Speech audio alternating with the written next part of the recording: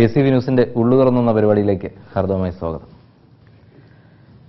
മലയാള cinema എന്ന ഒരു വലിയ ലോകത്തിന്റെ അതിന്റെ ശൈശവകാലം എന്ന് പറയുമെങ്കിൽ തുടക്കം മുതൽ അതിന്റെ ഉയർച്ചയും താഴ്ചയും ഒക്കെ കണ്ടുവന്ന ഒരു ടീമിന്റെ സാരഥിയാണ് സാർ. ഒരുപക്ഷെ 1951 ആത്മസഖി എന്ന് പറഞ്ഞ സിനിമ മുതൽ മലയാള സിനിമയുടെ തുടർന്നിങ്ങോട്ടുള്ള ഓരോ ചലനങ്ങളും കണ്ടു മനസ്സിലാക്കിയ ഒരാളാണ് അങ്ങ്. അങ്ങയുടെ പിതാവായ സുബ്രഹ്മണ്യം മുതലാളി എന്ന് വിളിക്കുന്ന നീല പ്രൊഡക്ഷൻസിന്റെ സാരഥി. തുടർന്ന് അങ്ങ് എങ്ങനെയാണ് സിനിമാ രംഗത്തേക്കുള്ള നിങ്ങളുടെ കടന്നുവരവ്? ഞങ്ങൾ തുടക്കം തിയേറ്ററിലാണ്. തിയേറ്റർ അങ്ങനെ വന്നു കഴിഞ്ഞ് 1951 നെല്ലാൻ തുടങ്ങാൻ കാര്യം എന്ന് വെച്ചാൽ അതിന് മുമ്പേ ഒരു 5 കൊല്ലം മുമ്പേ ഭക്തപ്രഹ്ലാദ എന്ന് പറഞ്ഞ ഒരു സിനിമ സുബ്രഹ്മണ്യം, പഴയ ഡയറക്ടർ സുബ്രഹ്മണ്യം ചെയ്തിട്ടുണ്ട്. അപ്പോൾ ആ ആർട്ടിസ്റ്റ് മുഴുവൻ ഇവിടെ നിന്നാണ് അയച്ചത്. നമ്മൾ LP ചിലപ്പോൾ നായർ ആർട്ടിസ്റ്റ് മുഴുവൻ ഇവിടെ നിന്ന് അയച്ചത്. അപ്പോൾ അവിടെ നിന്നാണ് ഒരു ചെറിയൊരു തോന്നുന്നത്. അത് കഴിഞ്ഞ് ഈ 1949 ജീവനോഗയുടെ വളരെ സക്സസ്ഫുള്ളായിട്ട് പോയ പടമാണ്. അവിടെ നിന്നാണ് KNK തുടക്കം. KNK വന്നു. അത് കഴിഞ്ഞാണ് നെല്ലാൻഡ് തുടങ്ങിയത്. 51 നമ്മൾ ഷൂട്ടിംഗ് ആരംഭിച്ചാണ്. അന്ന് ആത്മശ്രീ എന്നുള്ള പടം നമുക്ക് ചെയ്തു. സത്യൻ, മിസ് കുമാരി, ആ ആർട്ടിസ്റ്റിനൊക്കെ വെച്ചിട്ടാണ് പടം തുടങ്ങിയത്. അന്ന് എങ്ങനെയായിരുന്നു ഇതിന്റെ ഒരു സ്ക്രിപ്റ്റും മറ്റു കാര്യങ്ങളും ഒക്കെ? ഇത് ശരിക്കും എന്തെങ്കിലും ഒരു തീമിന്റെ അടിസ്ഥാനത്തിൽ എടുത്തതാണോ അതോ ഒരു കൂട്ടം കലാകാരന്മാരുടെ ഒരു സംഭാവനയായിരുന്നോ? അതൊക്കെ നമുക്ക് രണ്ടാമതാണ്. ആദ്യം നമ്മൾ ചെയ്തതെന്ന് വെച്ചാൽ ഒരു തീമിന്റെ കണക്കിൽ ചെയ്തിട്ടുള്ളതാണ്. ഈ ആത്മശ്രീ എന്നുള്ളത് ഒരു പഴയ തമിഴ് സിനിമയിലൊരു സിനിമ ഒന്നാണ്. അപ്പോൾ അതിനു വേണ്ടി തമിഴും മലയാളം കൂടി ചേർന്നിട്ട് ഒരു സിനിമ ചെയ്തതാണ്. അപ്പോൾ അതൊരു അന്നൊരു കാര്യമെന്ന് വെച്ചാൽ ഈ സ്ക്രിപ്റ്റ് ഫൈനലൈസ് ചെയ്ത് മാത്രമേ തുടങ്ങുള്ളൂ. അത് ആദ്യം മുതൽ സ്ക്രിപ്റ്റ് റൈറ്റർ വെച്ച് സ്ക്രിപ്റ്റ് എഴുതി, സ്ക്രിപ്റ്റ് എല്ലാം കൂടി ഇരുന്നിട്ട് ഡയറക്ടറും പ്രൊഡ്യൂസറും ഇരുന്നിട്ട് എല്ലാം ഫൈനലൈസ് ചെയ്തതിന് ശേഷം മാത്രമേ അത് തുടങ്ങുള്ളൂ. അത് തുടങ്ങാൻ വെച്ചാൽ ഓരോ റോളിനും ഇതാണ് ആർട്ടിസ്റ്റ് എന്ന് പറഞ്ഞാൽ ആർട്ടിസ്റ്റിനെ വെച്ചിട്ട് അതിന് ഡേറ്റും കൊടുത്തിട്ട് അങ്ങനെ തുടക്കം. അല്ലാതെ ഈ സ്ക്രിപ്റ്റ് ഇല്ലാതെ തുടങ്ങുന്ന പരിപാടിയില്ല. ഇപ്പം ആത്മസഖിയുടെ ഷൂട്ടിങ്ങിലുടനീളം അതിലൊരു ഭാഗമൊക്കാവാൻ കഴിഞ്ഞ ഒരു ഭാഗ്യശാലിയാണ് അങ്ങ്. അപ്പം അതിന്റെ ഷൂട്ടിംഗ് കാര്യങ്ങളും എങ്ങനെയായിരുന്നു അതൊന്ന് പറയാം. ഷൂട്ടിങ്ങൊക്കെ അതൊക്കെ അന്നത്തെ കാലത്തൊക്കെ ഷൂട്ടിംഗ് എന്ന് വെച്ചാൽ വെളുപ്പിന് 6 മണിയാകുമ്പോഴത്തേക്ക് എല്ലാ ആർട്ടിസ്റ്റും ഷൂട്ടിങ്ങിന് വന്നു കഴിഞ്ഞാൽ അന്ന് സെറ്റുണ്ടോ അന്ന് വർക്കുണ്ടോ ഇല്ലെന്നുള്ള പ്രശ്നം ഉദിക്കുന്നില്ല. തിക്കുറിച്ചി, നിഷ്കുമാരി എല്ലാവരും സെറ്റിൽ വന്നു കഴിഞ്ഞിട്ട് ആണ് തീരുമാനിക്കുന്നത് എപ്പോഴാണ് വർക്ക് തുടങ്ങുന്നതെന്നുള്ളത്. അപ്പോൾ അവർ രാവിലെ മുതൽ രാത്രി വരെ അവൾ സെറ്റിൽ തന്നെ ഇരിക്കും, തമാശയൊക്കെ പറഞ്ഞിരുന്നു. പിന്നെ ഒരു കുടുംബം മാതിരിയാണ്. അത് കഴിഞ്ഞിട്ട് വർക്ക് കഴിഞ്ഞ് പോകുമ്പോഴത്തേക്ക് ചോദിക്കും, മുതലാളി നമ്മൾ ആട്ടപ്പള്ളം എപ്പോഴാണ് തുടങ്ങുന്നത് എന്ന് ചോദിച്ചിട്ട് അതെ ചോദിച്ചിട്ട് ആ ഡേറ്റ് വെച്ചിട്ട് അവർ ചെയ്യൂ. ശരിക്കും ഈ നീലയോടൊപ്പം തന്നെ അക്കാലത്ത് മലയാള സിനിമാ രംഗത്ത് വന്ന മറ്റൊരു പ്രൊഡക്ഷൻ കമ്പനിയായിരുന്നു ഉദയ. നീലയും ഉദയും അക്കാലത്തൊരു മത്സരം തന്നെ ഇൻഡസ്ട്രിയിൽ ഉണ്ടായിരുന്നു എന്ന് പറഞ്ഞു കേട്ടിട്ടുണ്ട്. എങ്ങനെ ആരോഗ്യകരമായ ഒരു മത്സരമായിരുന്നു? ഭയങ്കര ആരോഗ്യമായിട്ടൊരു മത്സരം ഭയങ്കര ആരോഗ്യകരമായ മത്സരം എന്ന് വെച്ചാൽ ഒരു ആർട്ടിസ്റ്റിന് ഇപ്പോൾ തിക്കുറിശി ആണെങ്കിലും ആരെങ്കിലും ആണെങ്കിലും അവിടെ പോവുകയാണെങ്കിൽ ₹1 കൂട്ടി കൊടുക്കില്ല. അപ്പം നമ്മളിപ്പോൾ തിക്കുറിശിയെ വിളിച്ച് തിക്കുറിശി റോൾ കൊടുത്തു കഴിഞ്ഞാൽ അവിടെ പോയി കഴിഞ്ഞാൽ പറയും നിങ്ങൾ നെല്ലാനിൽ അഭിനയിക്കുന്നുണ്ടോ ചോദിക്കും. അല്ലെങ്കിൽ അവിടുന്ന് ഉദയം തന്നെ ചോദിക്കും നിങ്ങൾ ഉദയയിൽ അഭിനയിക്കുന്നുണ്ട്. ഉദയയിൽ അഭിനയിക്കുകയാണെങ്കിൽ നമ്മൾ ആ സിനിമ എടുക്കില്ല. സിനിമ ഇത് ആ ആർട്ടിസ്റ്റിനെ അവാർഡ് ചെയ്യും. പിന്നെ മാത്രമല്ല ₹1 പോലും ഒരാൾക്ക് കൂട്ടിക്കൊടുക്കില്ല. അത് ഉദയായും അതെ നമ്മളും അതെ. പിന്നെ കോമ്പറ്റീഷൻ ഉണ്ടാവും എപ്പോഴും. ഉദയായും നെല്ലാൻഡും ഒരു കോമ്പറ്റീഷൻ ഉണ്ടാവും. കോമ്പറ്റീഷൻ ഉണ്ടാകുന്നത് എങ്ങനെയാണെന്ന് വെച്ചാൽ ഈ കോമ്പറ്റീഷൻ പോകുന്നത് ഇപ്പോൾ ഒരു മലയാള സിനിമ നമ്മളിപ്പോൾ ആത്മസഖി തുടങ്ങി, അത് കഴിഞ്ഞ് അവർക്ക് ഇതായി. ഇത് കഴിഞ്ഞ് ഒരു പുരാണപ്പടം വന്നപ്പോഴത്തേക്ക് അതൊരു പുരാണപ്പടം ഭക്തകുചേല ആണ് നമ്മൾ പുരാണപ്പടം പറയാം. 1 കൃഷ്ണകുചേല അനൗൺസ് ചെയ്തു. പക്ഷേ കൃഷ്ണരാജ ഫ്ലോപ്പായിപ്പോയി. പക്ഷെ അതേ സമയത്ത് ഉദയാള പടങ്ങളിൽ കംപ്ലീറ്റ് ആയിട്ട് അവരുടെ എല്ലാ ഈ പിന്നെ പാർശ്വത്തിലെടുക്കുന്ന ആ പടങ്ങളെല്ലാം ഭയങ്കര സക്സസ് ആയിട്ടുള്ള പടങ്ങളാണ്. നമ്മളത് കംപ്ലീറ്റ് ചെയ്യാൻ നോക്കിയിട്ട് കാര്യമില്ല. ഈ മെർലാൻഡ് ഒരു ശരിക്കും പറഞ്ഞാൽ മലയാള സിനിമയിൽ ഒരു ഭക്തി പ്രസ്ഥാനം തന്നെ കൊണ്ടുവന്നത് മെർലാൻഡാണ്. അതെ. ഉദയ വടക്കൻ സിനിമകളുടെ കാര്യത്തിൽ ശ്രദ്ധ നേടിയപ്പോൾ കുറച്ചുകൂടെ ഫോക്കസ്ഡ് ആയത് ഈ ഇത്തരം ഭക്തി സിനിമകളിലാണ്. എന്താണ് അങ്ങനെ ഒരു കാഴ്ചപ്പാടുമായിട്ട് മുന്നോട്ട് വരാൻ കഴിയും? അദ്ദേഹം ഒന്നാമത് വളരെ നേരത്തെ മുതലേ വളരെ ഭക്തിമാനായ ഒരു ആളാണ്. പിന്നെ വെച്ചാൽ ഒരു പടം പിന്നെ ആദ്യമേ തന്നെ ഭക്തകുര്യത സക്സസ്ഫുൾ ആയപ്പോഴത്തേക്ക് എന്നാൽ പിന്നെ അതിനാവട്ടെ എന്നുള്ള ഒരു സംഭവം. പിന്നെ രണ്ടാമത് കാര്യം വെച്ചാൽ തിരുവോണം ആ ഡേറ്റാണ് നമ്മൾ ഇമ്പോർട്ടൻ്റ് ആയിട്ട് നമ്മൾ ചെയ്യുന്ന ഒരു മൂന്ന് ഇതാണ്. ഒന്ന് തിരുവോണം, പിന്നെ ഒന്ന് ക്രിസ്മസ്, പിന്നെ ഒന്ന് ഏപ്രിൽ. ഈ മൂന്നുമാണ് വിഷു. ഈ മൂന്നുമാണ് ഇമ്പോർട്ടൻ്റ് ആയിട്ടുള്ളത്. തിരുവോണത്തിന് ആരെന്ത് വന്നാലും ഭക്തിഫലങ്ങൾ മാത്രമേ വിജയിക്കുള്ളൂ. അതുപോലെ പിന്നെ മറ്റേ ക്രിസ്മസിനാണെങ്കിൽ മറ്റേ ക്രിസ്മസ് ആ ഫലങ്ങളെ വിജയിക്കുള്ളൂ.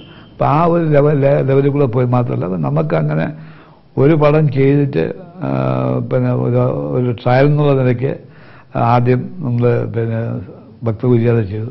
ഭക്തകുര്യാത ഭയങ്കര സക്സസ്ഫുൾ ആയിപ്പോയി. നമ്മൾ വിചാരിച്ച ഭയങ്കര സക്സസ് ആയിപ്പോയി. മനസ്സിലായി. ആ സക്സസ്ഫുൾ വന്നപ്പോഴത്തേക്ക് പിന്നെ അതിൽ നിന്നൊരു തുടക്കം വന്ന് അതൊരു നല്ല ഒരു ഇപ്പോൾ ഈ ഭക്തി സിനിമകൾ എടുത്ത ആ കാലഘട്ടം, അതായത് ഒരു 1960-നും 75-നും ഒക്കെ ഇടയ്ക്കുള്ള ഒരു കാലഘട്ടം, ഇന്നത്തെ പോലെ അധികമൊന്നും സാങ്കേതിക മേന്മ വളരെയധികം വളർന്നു വന്നിട്ടില്ലാത്തൊരു കാലം. അക്കാലത്ത് ഏറ്റവും കൂടുതൽ ട്രിക്ക് ഷോട്ടുകൾ ആവശ്യമുള്ളത് ഇങ്ങനെയുള്ള സിനിമകളിലാണ്. അപ്പോൾ അക്കാലത്ത് അതെടുത്ത് വിജയിപ്പിക്കാൻ കഴിഞ്ഞതിൻ്റെ ഒരു രഹസ്യം എന്താണ്? ട്രിക്ക് ഷോട്ട് എന്ന് പറഞ്ഞു കഴിഞ്ഞാൽ ആ ക്യാമറയിൽ മാത്രമേ ട്രിക്ക് എടുക്കാൻ പറ്റുള്ളൂ. അല്ലാതെ നമുക്ക് മറ്റേ ഈ ഗ്രാഫിക്സ് ഒന്നും നടക്കില്ല. അപ്പോൾ ആ ട്രിക്ക് ഷോട്ട് ആർട്ടിസ്റ്റ് നമ്മളും കൂടെ കോഓപ്പറേറ്റ് ചെയ്ത് മാത്രമേ ആ ട്രിക്ക് എടുത്ത് സക്സസ്ഫുൾ ആക്കാൻ ഒക്കുള്ളൂ. പിന്നെ എത്ര തന്നെ നമ്മൾ പിന്നെ ഈ ഇതൊക്കെ ഉണ്ടെങ്കിൽ തന്നെയും അത് അത്രയും വലിയ ഇതാവില്ല. അതുപോലെ തന്നെ ഇൻഡോർ സെറ്റുകളുടെ കാര്യത്തിൽ അന്ന് കൂടുതലും ഔട്ട്ഡോർ ഷൂട്ടുകൾ ഒഴിവാക്കിയിട്ട് സ്റ്റുഡിയോയ്ക്കുള്ളിൽ സെറ്റ് സജ്ജീകരിച്ചാണ് പല പടങ്ങളും ചിത്രീകരിച്ചിട്ടുള്ളത്. അപ്പോൾ അതിൻ്റെ സെറ്റുകളുടെ കാര്യങ്ങളെക്കുറിച്ച് പറയുകയാണെങ്കിൽ ഒരു കാര്യം ഷുവറാണ്. ഇപ്പോൾ നമ്മൾ ഇപ്പോൾ ഫോർ എക്സാമ്പിൾ പിന്നെ ശ്രീശൻ്റെ സിംഹാസനം, ശ്രീശൻ്റെ രാജ്യം ആ സിംഹാസനമൊക്കെ ഉണ്ടാക്കി അതുണ്ടെങ്കിൽ മാത്രമേ അത് വിജയിക്കുള്ളൂ. ശരിക്കും അന്ന് മുതലേ ഇതൊരു വലിയ വ്യവസായം എന്നുള്ള രീതിയിൽ ഒരുപാട് ആൾക്കാർ ഇതിന് പിന്നിൽ പ്രവർത്തിച്ചിട്ടില്ലേ? ഉണ്ട്. അതായത് പിന്നെ ഒരുപാട് പിന്നെ കാർപ്പൻറ്റേഴ്സ്, ടെക്നീഷ്യൻസ് ഒരുപാട് പേര് പിന്നിൽ പ്രവർത്തിച്ചിട്ടുണ്ട്. അവരൊക്കെ രക്ഷപ്പെട്ടിട്ടുണ്ട്. ഈ മലയാള സിനിമയിലെ ആദ്യകാല സൂപ്പർ താരങ്ങളെന്ന് വിശേഷിപ്പിക്കാവുന്ന പ്രേം നസീർ, സത്യൻ, മധു, ഉമ്മർ ഇവർക്കൊക്കെ ധാരാളം അവസരങ്ങൾ നൽകി വന്ന ഒരു കമ്പനിയാണ് ഇത്. എങ്ങനെയായിരുന്നു അവരുമായിട്ടുള്ള ഒരു സമീപനം? ഒരു സൂപ്പർ താര പരിവേഷം, ഈ ഇന്ന് പറയുന്ന ഒരു സൂപ്പർ താര പരിവേഷമൊക്കെ അന്നും ഇൻഡസ്ട്രിയിൽ ഉണ്ടായിരുന്നോ? അതോ ഇത് പിന്നീട് ചാർത്തി കിട്ടിയ വിളിപ്പേരുകളാണോ ഈ സൂപ്പർ താരങ്ങൾ എന്നുള്ളത്? ഈ സൂപ്പർ താരം എന്നുള്ളത് അന്നില്ല. ഇപ്പോൾ ഒരു ഹീറോ എന്ന് പറഞ്ഞു കഴിഞ്ഞാൽ ഇപ്പോൾ സത്യൻ അതെ, നസീർ അതെ. പക്ഷേ അവർക്ക് പ്രൊഡ്യൂസറുമായിട്ടുള്ള ഒരു വലിയ ബന്ധമുണ്ട്. അവർക്ക് പ്രൊഡ്യൂസർ എന്ന് പറഞ്ഞാൽ ദൈവത്തിനെ പോലെയാണ്. നമുക്കും ഒരു സൂപ്പർ താരം എന്ന് പറഞ്ഞു കഴിഞ്ഞാൽ നമുക്ക് പോലെയാണ്. പിന്നെ വേറെ കാര്യം എന്ന് വെച്ചാൽ അവർ കുടുംബത്തിനെ പോലെയാണ്. ഇപ്പം നസീർ വന്നാലും മുത്തയ്യ വന്നാലും അവർ വന്നാലും നമ്മളെ ക്വാർട്ടേഴ്സിൽ വന്ന് താമസിക്കുകയുള്ളൂ. ബാക്കിയുള്ള ആർട്ടിസ്റ്റുമായിട്ടൊക്കെ താമസിക്കുകയുള്ളൂ. അതൊരു കുടുംബത്തിനെ പോലെ കഴിയും. പിന്നെ അവർക്ക് എന്താവശ്യം ഉണ്ടെങ്കിലും നമ്മളത് നടത്തിക്കൊള്ളും. അത് നമ്മളത് പറയേണ്ട കാര്യമൊന്നുമില്ല. ഇപ്പോൾ ഫോർ എക്സാമ്പിൾ ഇപ്പം നസീർ തന്നെ നമ്മൾ വീട് വെച്ച് കഴിയുമ്പോൾ നമ്മൾ ഇവിടെ നിന്ന് കംപ്ലീറ്റ് സാധനങ്ങൾ അങ്ങോട്ട് അയച്ചു കൊടുക്കും. അത് ആ പേയ്മെൻറ്റിന് വേണ്ടിയൊന്നുമില്ല. അത് അന്ന് എല്ലാവരുടെയും സംഭവം അതുപോലെയാണ്. മനസ്സിലായി. ഒരാൾക്കൊരു ബുദ്ധിമുട്ടുണ്ടെങ്കിൽ പോകാൻ സമയത്ത് പറയും, അദ്ദേഹത്തിന് പറയും, നിങ്ങൾ പോകുന്ന കയ്യിൽ പൈസ കൊണ്ടുപോയില്ല, എന്നാൽ പിടി കൊണ്ടുപോയി ചെയ്യുക.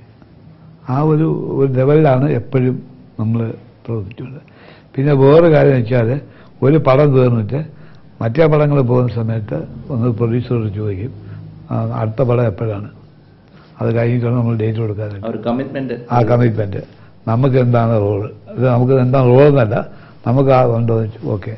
അപ്പോൾ സ്ക്രിപ്റ്റ് റൈറ്റർ എടുത്ത് അപ്പോൾ അദ്ദേഹം തന്നെ പറയും കുമാരിക്കൊരു പിന്നെ റോള് വേണം, പിന്നെ നമ്മുടെ മുത്തയ്യായ്ക്ക് റോള് വേണം, മാത്രമല്ല എസ് പി പിള്ളയ്ക്ക് റോള് വേണം. ഇങ്ങനെ ഓരോ ആർട്ടിസ്റ്റ് അനുസരിച്ചാണ് റോൾ ഉണ്ടാക്കുന്നത്, അല്ലാതെ റോളിനനുസരിച്ച് ആർട്ടിസ്റ്റ് ഇടയില്ല. ശരിക്കും ഈ അഭിനയിക്കുന്ന ആർട്ടിസ്റ്റിനും അപ്പുറം കഥയ്ക്കും കഥാപാത്രത്തിനും അനുയോജ്യമായ ഒരു ഷൂട്ടിംഗ്. അത് തന്നെ, ആ ഒരു എപ്പോഴും ഉണ്ട്. പിന്നെ രണ്ടാമതൊരു കാര്യം വെച്ചാൽ, ഒരു പടം റിലീസ് ചെയ്ത് കഴിഞ്ഞാൽ അവരപ്പോൾ എന്നെ വിളിച്ച് ചോദിക്കും പടം എങ്ങനെയുണ്ട്, നന്നായിട്ട് പോകുന്നുണ്ടോ. അപ്പോൾ അവർക്കും കൂടെ ഒരു ഇത് ശരിയാണ് എന്നുവെച്ചാൽ അവർക്കും കൂടെ നമുക്കൊരു ആത്മബന്ധമുണ്ട്. ഇപ്പോൾ ഈ ഇന്ന് പുതിയ കാലത്തിലേക്ക് വരുന്നതിന് മുമ്പ്, പുതിയ കാലത്തിൽ ഇപ്പോൾ ഏറ്റവും വലിയ വിവാദമായി നിൽക്കുന്നത് ഈ താരങ്ങളുടെ പ്രതിഫല തുകയും മറ്റും സംബന്ധിച്ചാണ്. ഈ പഴയ കാലങ്ങളിലെ പ്രതിഫലം എങ്ങനെയായിരുന്നു എന്ന് ഓർത്തെടുത്ത് പറയാൻ കഴിയുമെങ്കിൽ? ഇത് അങ്ങനെ ഒരു പ്രതിഫലം എന്ന് പറഞ്ഞാൽ അവർക്ക് നമ്മൾ ചോദിക്കാറോ അല്ലെങ്കിൽ നമ്മൾ പറയാറില്ല. അല്ല, ആർട്ടിസ്റ്റ് ഫീ അവർ തന്നെ നിശ്ചയിച്ചിരുന്നു അതോ പ്രൊഡ്യൂസറാണോ? പ്രൊഡ്യൂസർ തന്നെ നിശ്ചയിച്ചിട്ടുണ്ട്. ഒരു ഫിക്സഡ് ആയിട്ട് ഒരു എമൗണ്ട് ഉണ്ട്, അത് ആരും കൂട്ടിക്കൊടുക്കില്ല, ഒരാളും കൂട്ടിക്കൊടുക്കില്ല. ചിലപ്പോൾ 1000 2000 രൂപയുടെ വ്യത്യാസമല്ലാതെ മറ്റേത് അങ്ങനെ കൂട്ടുന്ന പ്രശ്നം ഉദിക്കുന്നില്ല. പിന്നെ സിനിമയുടെ തന്നെ ഏറ്റവും ഒരു വലിയ മേഖലയാണ് പ്രൊഡക്ഷൻ എന്ന് പറയുന്നത്. ശരിക്കും അതിന്റെ ബഡ്ജറ്റിങ്ങും അനലൈസിങ്ങും കാര്യങ്ങൾ ഉൾപ്പെടെ അന്നൊക്കെ സിനിമ ചെയ്തിരുന്നപ്പോൾ ശരിക്കും ഒരു ബഡ്ജറ്റ് കണ്ടിട്ടാണോ സിനിമ തുടങ്ങുന്നത്, അതോ സ്ക്രിപ്റ്റിനെ അടിസ്ഥാനമാക്കിയുള്ള ഒരു ബഡ്ജറ്റാണോ അത് ചെയ്തു വരുമ്പോൾ? അങ്ങനെ ഒരു ബഡ്ജറ്റ് എന്നുള്ള ഒരു സംഭവമില്ല. എന്നുവെച്ചാൽ നമ്മളിപ്പോൾ പിന്നെ സിനിമ തുടങ്ങുന്ന കാലത്ത് ഈ ബഡ്ജറ്റ് നടക്കും, ഈ ബഡ്ജറ്റിൻ്റെ അകത്ത് നിർത്താമെന്നൊരു ഉറപ്പുണ്ട്, അതേ ചെയ്യുള്ളൂ. അത് നമുക്ക് ആ ബഡ്ജറ്റ് എക്സീഡ് ചെയ്ത് പോകേണ്ട കാര്യമില്ല. ആരും കൂടുതൽ ചോദിക്കുകയില്ല, കുറവ് ചോദിക്കുകയില്ല. അപ്പോൾ നമ്മളിപ്പോൾ പിന്നെ ഒരു 7 ലക്ഷം രൂപയ്ക്കാണ് ഒരു പടം നമ്മൾ തീർക്കണമെങ്കിൽ ചിലപ്പോൾ ഒരു 15,000 രൂപ അല്ലെങ്കിൽ 20,000 കൂടും, അല്ലെങ്കിൽ 20,000 കുറച്ചു പോകും എന്നൊക്കെ പറഞ്ഞാൽ ഒരിക്കലും ഒരു ബഡ്ജറ്റ് എക്സീഡ് ചെയ്യാം. എങ്കിലും ശരിക്കും അക്കാലത്ത് കുടുംബ സിനിമകളായാലും ഭക്തി സിനിമകളായാലും ഒരു ഏത് തരം ബഡ്ജറ്റുകളാണ് അന്ന്, എത്ര വരെ പോകുമായിരുന്നു? ഇപ്പം നമ്മൾ പിന്നെ കുടുംബപരമായിട്ടുള്ള സിനിമ ചെയ്യുകയാണെങ്കിൽ ഒരു 5 ലക്ഷം മുതൽ 7 ലക്ഷം രൂപ വരെ, അന്ന് ബ്ലാക്ക് ആൻഡ് വൈറ്റ് അല്ലേ, ഞാൻ പറഞ്ഞ പിന്നെ റീപ്രിന്റും ചേർത്തിട്ട് ഒരു 5 ലക്ഷം മുതൽ 7 ലക്ഷം രൂപ വരും. മറിച്ച് പുരാണ പടങ്ങളിൽ പോകുകയാണെങ്കിൽ ഒരു കൂടി വന്ന ഒരു 1 ലക്ഷം രൂപ 1.5 ലക്ഷം രൂപ. പക്ഷെ അന്ന് ഇതിന്റെ പോസ്റ്റ് പ്രൊഡക്ഷൻ വർക്കിനായിട്ട് ഇവിടുന്ന് മദ്രാസ് വരെ പോകണമായിരുന്നു, അപ്പം പ്രിന്റും മറ്റു കാര്യങ്ങൾക്കുമായിട്ട്. അപ്പൊ അതെല്ലാം ചേർത്തിട്ട് ഈ ഒരു ബഡ്ജറ്റ് കംപ്ലീറ്റ് ആയിട്ട്. പിന്നെ രണ്ടാമത് ഇപ്പം നമുക്ക് ബ്ലാക്ക് ആൻഡ് വൈറ്റ് ആണെങ്കിൽ നമുക്ക് ലാബുണ്ട്, കളർ മാത്രമേ മദ്രാസിൽ പോകാനുള്ളൂ. ഇപ്പം ശരിക്കും ഈ ഭക്തി സിനിമകളിൽ തന്നെ കുമാരസംഭവം, സ്വാമി അയ്യപ്പൻ, ഈ 2 ചിത്രങ്ങളും എടുത്തു പറയാൻ കാര്യമുണ്ട്. കുമാരസംഭവം സ്റ്റേറ്റ് അവാർഡ് വരെ വാങ്ങിച്ച പടമാണ്, ഏറ്റവും മികച്ച ചിത്രം എന്നുള്ള രീതിയിൽ. അതുപോലെ തന്നെ സ്വാമി അയ്യപ്പൻ ഏറ്റവും ജനപ്രീതി ലഭിച്ച സിനിമ. ഈ 2 സിനിമകൾക്കും വഴി തുറക്കാനുണ്ടായ ഒരു സാഹചര്യം ഒന്ന് ഓർപ്പെടുത്തും. അങ്ങനെയല്ല, ഇപ്പോൾ കുമാരസംഭവം എന്ന് പറഞ്ഞാൽ ഞങ്ങളുടെ ഫാമിലി ദൈവമാണ്. അതുകൊണ്ട് മുരുകനെ പറ്റി ഒരു പിന്നെ ആദ്യം മുതലേ ഈ തുടക്കം മുതലേ എൻ്റെ അച്ഛൻ സിനിമാ തിയേറ്റർ തുടങ്ങിയ കാലത്ത് മുതലേ മുരുകൻ്റെ ഡിവോട്ടിയായിരുന്നു. അതുകൊണ്ട് കുമാരസംഭവത്തിനെ പറ്റി ഒരു ഇതുണ്ടായിരുന്നു. അതുകൊണ്ട് ആ ഒരു സിനിമയിലാണ്. പിന്നെ സ്വാമി അയ്യപ്പൻ എല്ലാവർക്കും ആവശ്യമുള്ള സ്വാമി അയ്യപ്പൻ തുടങ്ങി നമ്മൾ സക്സസ്ഫുൾ ആയിട്ട് പോയി. ശരിക്കും ആ ഒരു കാലഘട്ടത്തിൽ മറ്റ് കുടുംബ സിനിമകൾ ഓടി വിജയിച്ചുകൊണ്ടിരുന്ന ഒരു കാലഘട്ടത്തിൽ ഒരു ഭക്തി സിനിമ എടുത്ത് വിജയിപ്പിക്കാൻ പറ്റും, അല്ലെങ്കിൽ അതിന്റെ ഒരു സ്ക്രിപ്റ്റ് ഇന്ന രീതിയിലായിരിക്കണം, അത്തരം കാര്യങ്ങൾ ആരുടെ തീരുമാനമായിരുന്നു ശരിക്കും? അതായത് ഈ ഭക്തി സിനിമ എന്ന് പറഞ്ഞാൽ ഒരു ഇതുള്ള വെച്ചാൽ ശരിക്കും ആൾക്കാർ നോക്കിയത് ഭക്തി ഉണ്ടെങ്കിൽ മാത്രമേ അത് അക്സെപ്റ്റ് ചെയ്യുള്ളൂ. അതായത് ചുമ്മാ എന്തെങ്കിലുമൊക്കെ എടുത്ത് ഒരു തള്ളിക്കൂട്ടിയാൽ ഭക്തി ആവത്തില്ല. അങ്ങനെ പല ആൾക്കാരും ചെയ്തിട്ടുണ്ട്, അതൊന്നും ശരിയായിട്ടുമില്ല. നേരെ മറിച്ച് നമുക്കിപ്പോൾ ആ പടം കണ്ടുകൊണ്ടിരുന്നാൽ നമുക്ക് ശരിക്കും ഒരു ഭക്തി അനുഭവമുണ്ട് എന്ന് വരുന്ന സമയത്ത് സിനിമ അത് പ്രൊഡ്യൂസറും ഡയറക്ടറും സ്ക്രിപ്റ്റ് റൈറ്ററും കൂടി എഴുതുന്നതാണ്. ഈ സ്വാമി അയ്യപ്പന്റെ തന്നെ ആദ്യ ഭാഗം പുരാണവും അതിന്റെ സെക്കൻഡ് ഹാഫ് ഒരു നടപ്പ് കഥകളുമായിട്ടാണ് പോകുന്നത്. അപ്പം അത്തരത്തിൽ ശ്രീകുമാരൻ തമ്പിയെ ആ ഒരു സ്ക്രിപ്റ്റിന് പ്രചോദനം നൽകിയത് ശരിക്കും ഒരു പ്രൊഡ്യൂസറിന്റെ കൂടെ സംഭാവനയാണോ? ശ്രീകുമാരൻ തമ്പിയുടെ കോൺട്രിബ്യൂഷൻ കുറവാണ്. ഒരു പ്രൊഡ്യൂസറുടെ അത് ഈ നമ്മൾ പല ആൾക്കാരുടെ അനുഭവങ്ങൾ ഈ അത് പറഞ്ഞിട്ടുള്ള അനുഭവങ്ങളല്ല എല്ലാവരുടെയും അനുഭവങ്ങളാണ്. അല്ലാതെ നമ്മൾ ഒത്തിരി ഒന്നുമല്ല, ഒരു അനുഭവങ്ങൾ എടുത്തു വെച്ചിട്ട് സ്ക്രിപ്റ്റായിട്ട് എഴുതിയാണ്. മറ്റൊരു കാര്യത്തിലേക്ക് വരികയാണെങ്കിൽ ഈ സിനിമയിലെ സാങ്കേതികത്വം, ഇപ്പം നേരത്തെ പറഞ്ഞതിന്റെ കൂട്ടിച്ചേർത്ത് പറയുകയാണെങ്കിൽ അക്കാലത്ത് ഇപ്പം നേരത്തെ തന്നെ പറഞ്ഞു കളർ പ്രിന്റിന് വേണ്ടി ചെന്നൈ വരെ പോകുന്നത്. ഇന്നിപ്പം ആ സാങ്കേതിക മേന്മകളെല്ലാം നമുക്ക് ഇവിടെ തന്നെ ലഭ്യമാണ്. എന്നിട്ട് പോലും പുതിയ സിനിമകൾ വേണ്ട വിധം ശ്രദ്ധിക്കപ്പെടാതെ പോകുന്നു. പണ്ട് മൗത്ത് പബ്ലിസിറ്റി മാത്രമേ ഉള്ളൂ, ഈ പറയുന്ന വിഷ്വൽ മീഡിയ പബ്ലിസിറ്റി ഇല്ല. പ്രിന്റ് പബ്ലിസിറ്റി കുറവാണ്. ഇതൊക്കെ ഉണ്ടായിട്ടും അക്കാലത്ത് ധാരാളം പ്രേക്ഷകരെ തിയേറ്ററിൽ എത്തിക്കാൻ അന്നത്തെ സിനിമകളുടെ അണിയറയിൽ പ്രവർത്തിച്ചവർക്ക് കഴിഞ്ഞിരുന്നു. പക്ഷേ ഇന്ന് അത്തരത്തിൽ ഇതിനെല്ലാം മുകളിലാണ് സിനിമ എങ്കിൽ പോലും പ്രേക്ഷകർ തിയേറ്ററിലേക്ക് എത്തുന്നത് കുറഞ്ഞു വരുന്നു. ഒരു സിനിമാ രംഗത്തെ ഒരു കാരണവരെന്നുള്ള രീതിയിൽ അങ്ങ് എങ്ങനെ അതിനെ നോക്കിക്കാണും? അതിൽ രണ്ട് കാര്യമാണ്. ഒന്ന് ഒരുപാട് പബ്ലിക് വന്നു കഴിഞ്ഞാൽ കംപ്ലീറ്റ് ആയിട്ട് അതിൻ്റെ ഇതങ്ങ് പോവും. ഇപ്പോൾ ഫോർ എക്സാമ്പിൾ നമുക്കിപ്പോൾ ഒരു പാട്ട് അല്ലെങ്കിൽ 4 പാട്ട്, ആ പാട്ട് ഓൾറെഡി എക്സ്പോസ് ചെയ്ത് കഴിഞ്ഞാൽ പിന്നെ ആ പടം കാണുമ്പോൾ ആ പാട്ടിൻ്റെ ആ രസം അങ്ങ് തീരും. പിന്നെ ഒരു ഇതെന്ന് വെച്ചാൽ ഇപ്പോൾ ഈ ഒരുപാട് ഈ സാങ്കേതിക എന്തൊക്കെ ഉണ്ടെങ്കിലും അവിടെ തന്നെ കോമ്പറ്റീഷൻ ഉണ്ട്. ആ കോമ്പറ്റീഷനിൽ നമ്മൾ വീണു പോവുകയാണ്. അത് നമുക്കൊരു രക്ഷയില്ല. അപ്പോൾ ഇതിപ്പോൾ ഫോർ എക്സാമ്പിൾ ഇപ്പോൾ അലാവുദ്ദീൻ അബ്ദുള്ളൊക്കെ പറയുകയാണെങ്കിൽ അപ്പോൾ അവിടെ തന്നെ മറ്റേ അതും ഇതും കേവും കീവും ഒക്കെ ഉണ്ടാക്കിയത്. അപ്പോൾ അതിനൊരു മഹത്വം ഇല്ലാതെ പോവുകയാണ്. ശരിക്കും സാങ്കേതിക തെളിവ് കൂടിയത് ഇത്തരം ഈ പുരാണ ചിത്രങ്ങൾക്കൊക്കെ ഒരു വെല്ലുവിളിയായി എന്നുള്ളതാണോ? അതെ, തീർച്ചയായിട്ടും. പിന്നെ ഇപ്പം അതിനോട് തന്നെ കൂട്ടിച്ചേർത്ത് വായിക്കുകയാണെങ്കിൽ ഈ സിനിമകളുടെ ഈ സൂപ്പർ താരങ്ങളുടെ പ്രതിഫലത്തെക്കുറിച്ച് നേരത്തെ പറഞ്ഞു. ഇപ്പൊ ഇന്ന് സൂപ്പർ താരങ്ങളുടെ പ്രതിഫലം ഒരു വലിയ വിഷയമാണ്. അക്കാലത്ത് സാറ് തന്നെ പറഞ്ഞു പ്രൊഡ്യൂസർ നിശ്ചയിക്കുന്നതാണ്. ശരിക്കും നിർമ്മാതാക്കളാണോ ഈ സൂപ്പർ താരങ്ങളുടെ പ്രതിഫലം ഉയർത്തുന്നതിന് പിന്നെ ഒരു കാരണമായിരുന്നു? മെയിനായിട്ട് അത് തന്നെ. അവർ ഒരിക്കലും മമ്മൂട്ടിയോ മോഹൻലാലോ ആരും പോയിട്ട് എനിക്ക് ഇത്ര പൈസ തരണം എന്ന് അഭിനയിക്കുള്ളൂ എന്ന് പറയാറില്ല. അതുകൊണ്ട് ഒരിക്കലും ആ സിനിമാ താരങ്ങൾക്ക് ഒരു പെർമനന്റ് ആയിട്ടൊരു എമൗണ്ട് ഇല്ല. അത് ഇതനുസരിച്ച് പൊങ്ങിയും താന്നൊക്കെ ഇരിക്കും. ഇപ്പോൾ കഴിഞ്ഞ ഒരു 6 മാസമായിട്ട് ഇവരുടെ പടങ്ങളെല്ലാം പൊളിവാണ്. അപ്പോഴത്തേക്കും താരും പിന്നെ ഇത് തന്നെ വരും.